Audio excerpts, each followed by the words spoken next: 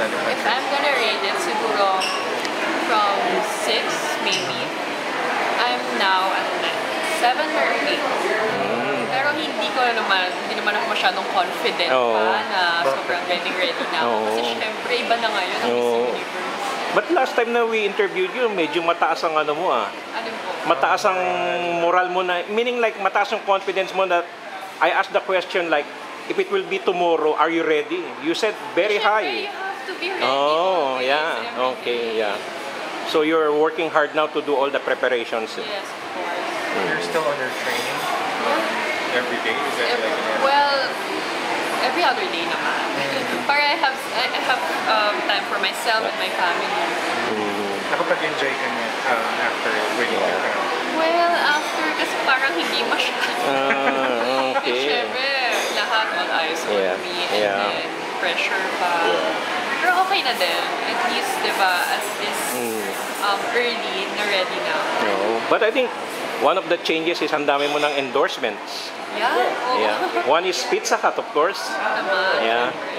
Then, kamusta yung bago mong bay? Well, I'm so proud of it. Okay. Kasi actually nadala ko na nga siya sa loob. Oh, classy siya, ah. High class, ah. High class talaga. Ano siya? A series? A-class talaga, okay. Mercedes-Benz A-class. Oh, akala ko boyfriend yun, ano pala? Kotse pala yun, Mercedes-Benz na A-class, yeah. So, where did you go to, for the long drive? La Union. La Union.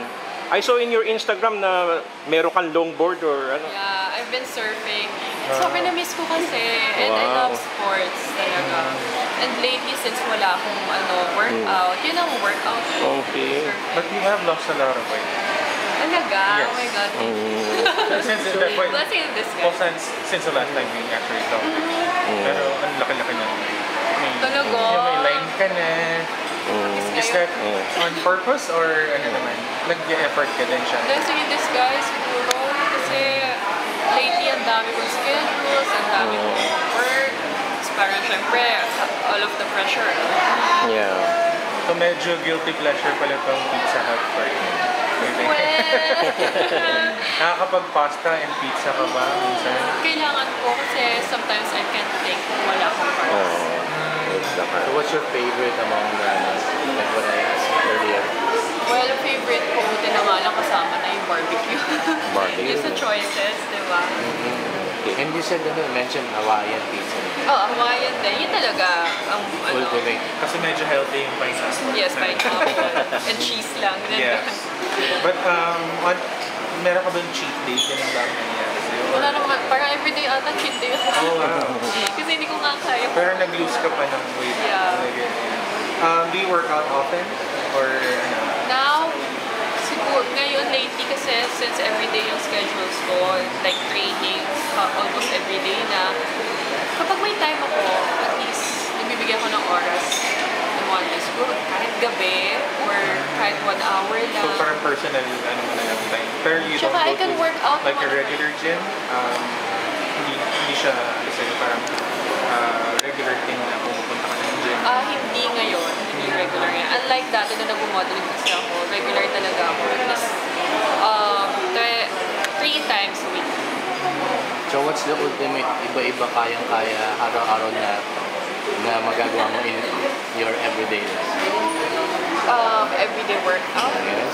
Kasi more on cardio ako eh. Tsaka intense, ayoko yung may pahinga. At least in 45 minutes, continuous yung galaw ko. Para mag-lose ko yung weight ko, tapos at least may muscles ako na nabibuild. So you're a surfer girl pala. So what else we don't know about Maxine? Marami pa siguro. So mga favorite sports aside from surfing? Well, I do a lot of outdoor activities. Okay. Nag-trekking ako, nag-hiking ako, nag-wakeboard ako, nagsusurfing ako. Wow. Lahat. Ngayon, lately, nagsuscuba dive na din ako. Wow. Is that something that you weren't actually doing before? Kasi before, sobrang love na love ko ang volleyball. Yun talaga ang dream ko. Okay. Yun talaga ang sobrang gusto kong i-push. Kaya lang napunta ako sa British Miss. So, ayun. Okay. Okay na kayo? So just supporter, especially Maxinatics and Maximizers, of course. the Alta. Thank you so much for supporting me, and I know you believe in me, and for sure I'll do my best.